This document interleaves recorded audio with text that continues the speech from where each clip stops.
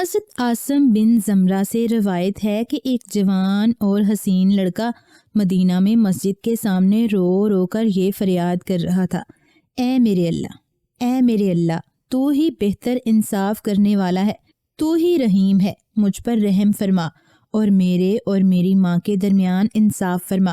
وہاں سے حضرت عمر کا گزر ہوا تو وہ لڑکے کی عجیب فریاد سن کر رک گئے اور فرمایا کہ مجھے اپنا معاملہ بتاؤ، میں تمہارے اور تمہاری ماں کے درمیان انصاف کیے دیتا ہوں۔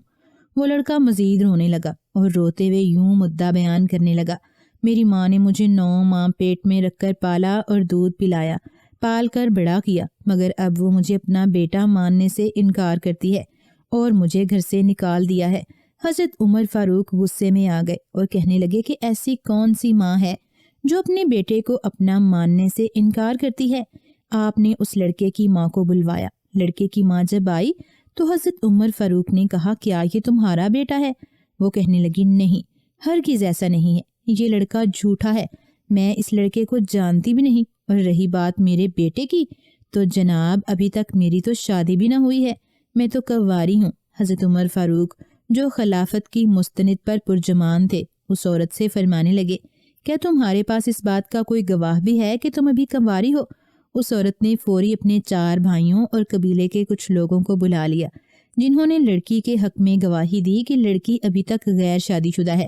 اس کے بعد وہ عورت کہنے لگی، خلیفہ صاحب، آپ اس لڑکے کو سخت سے سخت سزا سنائیں، یہ مجھے ذلیل کر رہا ہے۔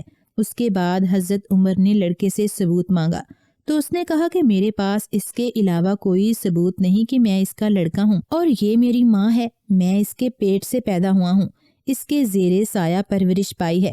چونکہ عورت کی طرف سے 40 گواہ پیش ہوئے تھے اور لڑکا کوئی گواہ پیش نہ کر سکا تو حضرت عمر نے اس لڑکے کو 80 کوڑے لگانے کا حکم دیا۔ عدالت ختم ہوئی اور سپاہی لڑکے کو کوڑے لگانے کے لیے لے گئے۔ جب وہ اس لڑکے کو لیے جا رہے تھے تو اس لڑکے کی نظر حضرت علی شیر خدا پر پڑی۔ اس لڑکے نے زور زور سے آواز لگائی کہ اے رسول اللہ کے بھائی، میں بہت مظلوم ہوں، میری فریاد رسی کیجیے اور مدد کریں۔ حضرت علی شیر خدا نے لڑکے کے چہرے کو بغور دیکھا تو آپ نے فرمایا کہ اسے حضرت عمر کے پاس واپس لے چلو۔ جب وہ لڑکا حضرت عمر کے پاس واپس آیا تو انہوں نے پوچھا کہ اسے واپس کیوں لائے ہو؟ لوگوں نے کہا کہ داماد رسول حضرت سیدنا علی کے حکم سے واپس لائے ہیں۔ اسی وقت حضرت علی رضی اللہ تعالیٰ عنہ بھی تشریف لائے اور فرمایا کہ اس لڑکے کی ماں کو میرے سامنے لاؤ۔ جب وہ آئی تو اس سے پہلے کی طرح سوال کیے گئے اور اس نے اپنے گواہ بھی پیش کیے جنہوں نے اس عورت کے بارے میں گواہی دی تھی۔ لڑکے سے پوچھا تو اس نے وہی کہا جو اس نے پہلے کہا تھا۔ اب حضرت علی رضی اللہ تعالیٰ عنہ نے حضرت عمر سے پوچھا، کیا مجھے اجازت ہے کہ میں ان دونوں کا فیصلہ کر دوں؟ حضرت عمر کہنے لگے کہ میں کیوں کر روک سکتا ہوں، جبکہ میں نے حضور سے سنا ہے کہ اے لوگو، تم میں سے علی میرا بھائی ہے، سب سے زیادہ علم جاننے والا ہے اور انصاف کرنے والا ہے۔ اس کے بعد حضرت علی رضی اللہ تعالیٰ عنہ نے کہا کہ میں آج تمہارے درمیان ایسا فیصلہ کروں گا جو اللہ اور اس کے رسول کو پسند ہے اور وہ راضی ہوں گے۔ پھر آپ نے اس عورت سے کہا، کیا تیرا کوئی ولی ہے؟ یہ سنتے ہی عورت کے چاروں بھائیوں نے آگے قدم بڑھائے اور کہنے لگے کہ ہم اس لڑکی کے ولی ہیں۔ حضرت سیدنا علی نے فرمایا، اچھا تو تمہیں میرا فیصلہ قبول ہوگا جو بھی میں تمہاری بہن کے بارے میں کروں گا؟ ان چاروں نے کہا، جی ہاں، ہم آپ کے فیصلے کو قبول کریں گے۔ اسی طرح آپ نے اس لڑکے سے بھی کہا تو اس لڑکے نے ہاتھ جوڑ کر عرض کی، جی مجھے آپ کا ہر فیصلہ قبول ہوگا۔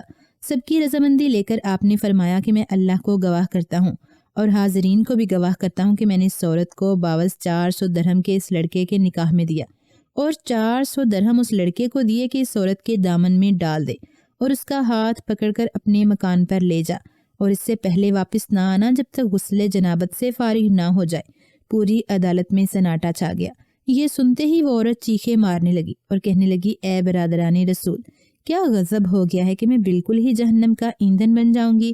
اقرار کرتی ہوں کہ یہ میرا لڑکا ہے اور میں اس کی ماں ہوں۔ ایک ماں کیوں کر اپنے بیٹے کی بیوی ہو سکتی ہے اور نہ ہی میں اپنے بیٹے سے ہم بستر ہو سکتی ہوں۔ حضرت علی رضی اللہ تعالیٰ عنہ نے فرمایا، تو تم نے پہلے اس بات کا اقرار کیوں نہ کیا؟ ہاتھ جوڑ کر عورت روتے ہوئے بولی، حضور میں بے قصور ہوں، میرا اس قصہ میں کوئی ہاتھ نہ ہے، میں تو بس اپنے ان 4 بھائیوں کے فریب میں آ گئی تھی۔